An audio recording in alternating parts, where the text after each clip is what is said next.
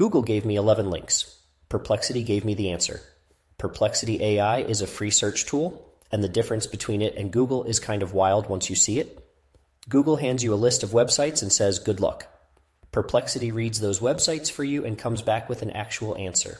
Like asking a really well-read friend instead of a librarian who just points at the shelves? Go to perplexity.ai.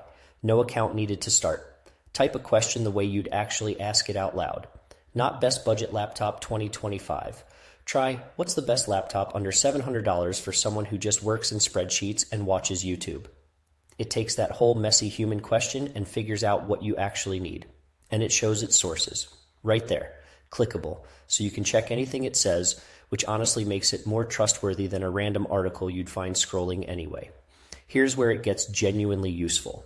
Say you're researching something with a few moving parts, like whether you should refinance your mortgage right now, or how to negotiate a raise, or what that weird charge on your phone bill actually means. Google gives you 10 different articles with 10 different agendas.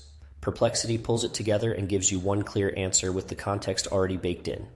Try typing, explain this to me like I'm not a financial expert, right in the question.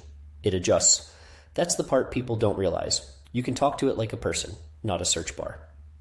And if this is the kind of thing you want more of, Stack Future drops one of these every day. Okay, back to it. It also stays current. It's pulling live information, not stuff cached from 8 months ago. For anything time sensitive, news, prices, recent changes, that matters a lot. Here's what to actually do after this. Open Perplexity.ai, take whatever you were about to Google, and ask it as a full question instead. Just try it once. The difference is immediate. Tomorrow we're getting into something people spend real money on without realizing they don't have to. 7 things AI can now do for your finances that most people are still paying a professional for. Worth showing up for. If this was useful, hit the like and it genuinely helps more people find this stuff.